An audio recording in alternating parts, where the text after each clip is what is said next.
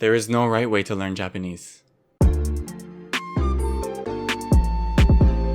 Welcome back to somewhatjp, and I'm Alex. So I've been learning Japanese for just over 3 years. I passed the JLPT N2 last year, and next month I'm going to Japan as a game programmer for a fully Japanese speaking company. So by this point, I think I can say I've had my fair share of experience with Japanese. So in this video, I want to talk about what and how I learned Japanese during these 3 years, and how you should. But Alex, I thought you said there's no right way to learn Japanese. Indeed, my internet warrior friend. But what I meant by this is that there's no set resource that works for every single person.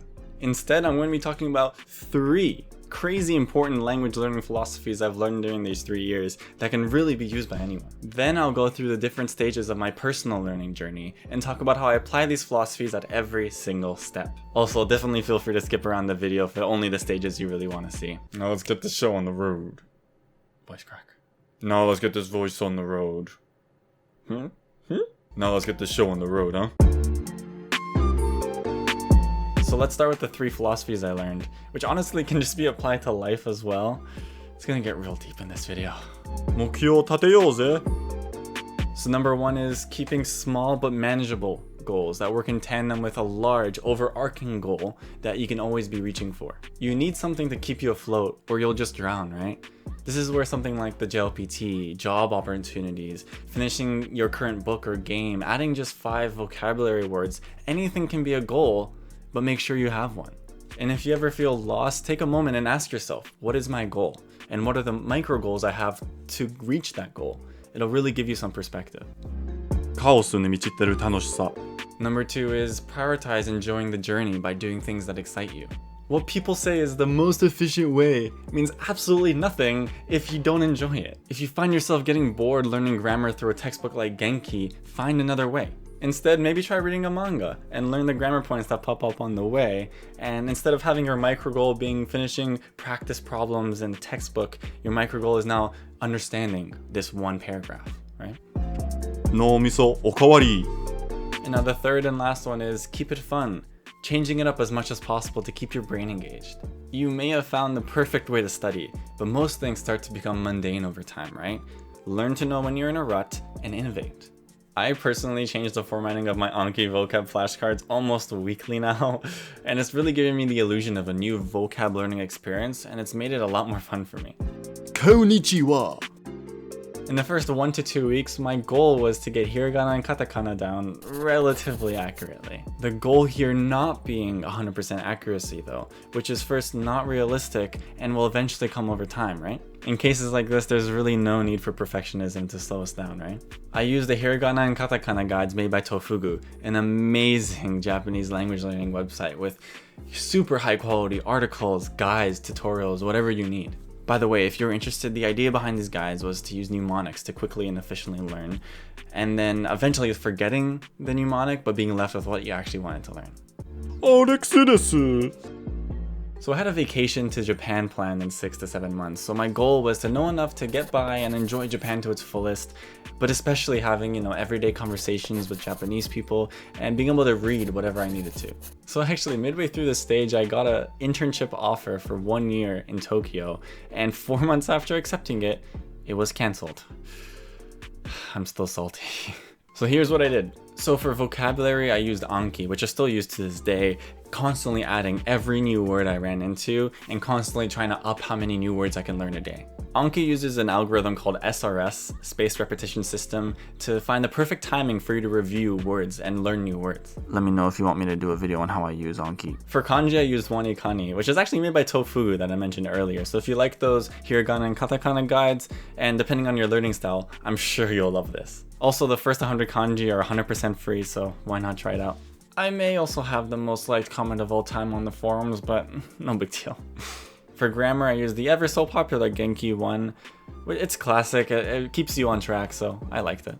But I really don't think Genki by itself is enough, so I used like Taikin's grammar guide, which I've mentioned in a previous video, and really just Googling around for grammar points I didn't really understand at the time. As a supplement to everything, I use the Human Japanese phone app. This resource I think actually stands alone as a really great beginner resource, and it has really great explanations and great additional vocabulary, so I definitely recommend checking it out if you have extra time. And now because I was coming straight from hiragana and katakana, I use another supplement app called Kanatown. At the time I wasn't really reading much native material, so I need some more practice on my hiragana and katakana. Looking back though, I really should have gone into native material right away and just struggled in the beginning. Alexと言います。So when I was in Japan, I sort of had a speaking skill awakening of sorts. I really tried to speak Japanese as much as possible, and I made a lot of friends in the process. So my goal was to ride this wave of motivation and get to a level where I could keep casual Japanese conversation and actually make proper Japanese friends, not just be seen as the English guy. So here's what I did. For vocab, I continued with Anki, and I tried experimenting with a lot of different layouts, and I tried making new decks like for hiragana, katakana, kanji, grammar, and those did not last. Oh man. So for grammar, I actually continued to Genki 2. I enjoyed Genki 1 and it did what I wanted it to do, so I thought, why not? For reading, I actually tried NHK Easy for a while. I definitely recommend it if you're struggling to find native material. It has a lot of great vocab and a lot of good grammar points that are usually consistent. So I definitely recommend it if you've never given it a try. And it's okay if you struggle in the beginning. I definitely did. Definitely did. So the best thing I did during this entire stage was Hello Talk. I remember using it like my life depended on it, and I managed to passively learn a lot of native speaking patterns and word usage, so please use it. I definitely recommend it. Alex と申します. Now here was where everything started getting serious. So now with a new resolve, my goal was to pass the JLPT N2 and do shushoku katsudo, job hunting in Japan.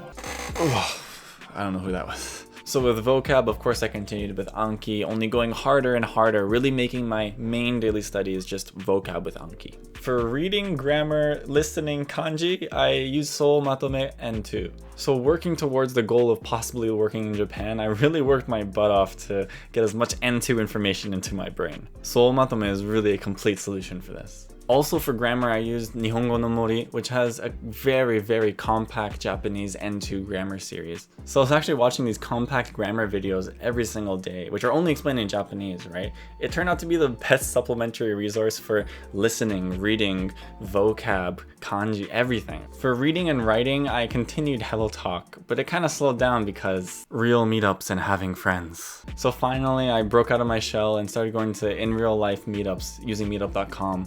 And I don't think I've ever had so much fun using Japanese and making friends. I owe everything to this. I've never learned so much in such a short amount of time. Being able to make friends and then go and, go for a drink after language exchange and everything, it made it feel so worth it. It was incredible. It was truly, truly incredible. And now for writing, the whole job hunting resume prep was incredibly useful for me. So after passing N2, I started working on my Japanese resume and work experience document with literally the help of almost all my Japanese friends until that point. It actually felt like the Avengers of Japanese friends. It was an amazing experience, honestly. So for more speaking and listening, I actually got a lot of value from doing interview practice through Italki. If you have the disposable income and you're a self-studier like me, I definitely recommend Italki. They have endless tutors that perfectly match your budget, your schedule, and your needs out of the lesson. So I found someone within my budget and that supports interview practice, and it was incredible. It was really incredible. I've been using him every week since. He literally got me from being super nervous and stuttering all the time to being able to handle my own in a technical interview. It was absolutely insane, and it only took once a week for 2 months. So now we arrive at my current stage. Real talk though, it's been an insane ride. So now that I finally got a job in Japan, my goal is to basically excel in that environment the best I can and handle myself in everyday life, specific situations as well that I might find myself in. So now for vocab using Anki, I have an insane focus on just doing as much vocab as humanly possible. And of course, I've continued experimenting with my Anki formatting, adding as many quick links as I can to jisho.org or Google Images, and just making everything a lot more efficient to me. For kanji, at this point, I feel like I can learn a new kanji at any point whenever I feel like it, so I tend to focus on learning new kanji that pop up in a lot of vocab I already know. So for reading, I want to challenge myself and see if I could handle a Japanese novel. So based on a friend's recommendation, I started reading a book called Myoka. So sadly for the book, I only got to around 70% until I got really busy recently. But even just getting to that point in a Japanese novel has been such a crazy good experience, and I've learned so much from it. Also for reading, I've been trying to play video games as much as I can in Japanese. So recently I've been playing Genshin Impact. I made a video on that 2 weeks ago, so check it out if you'd like. But otherwise, I've been playing Firewatch on the Switch in Japanese as well, and Animal Crossing, for example. Animal Crossing has been really good for vocab. I definitely recommend that if you switch language to Japanese. It's so good. For speaking, actually, recently I got a recommendation on Twitter. Follow me on Twitter if you'd like. But for Japanese shadowing. This book is truly incredible. It has so many different scenarios you can go through to match what you need. But I've gotten so many insights from it. I really recommend it. I will be making a review on this in the coming weeks, but I gotta say, I've gotten a lot of insight on how to speak quicker and little tricks to be able to speak more fluently. So I definitely have been liking it so far. And finally, like before, continuing in real life meetups and talking with friends, most of them have gone to Japan now, but still doing calls here and there, and still doing online language exchanges, for example, have been really helpful to kind of keep up my Japanese speaking skills. Whew, so that was my journey. Really, the main thing I want people to get out of this video are the 3 main philosophies I mentioned in the beginning of the video. I think it's really vital for any language learner to kind of keep those in the back of their mind. And of course, if you found a nice resource or two, I'd be happy as well for that. Now, I'd really love to see what people think about this. Come on Twitter right now, @somewhatjp, and let's have a discussion. Let me know if you agree, disagree, if you have your own language learning philosophies. What is truly the main idea to keep in mind when learning a new language, right? Let's find out together. Anyway, it's long enough of a video, so see you next time. Bye bye. I have to do some Anki. Oh, I'm not done it today. Oh man. So much to do. So much to do.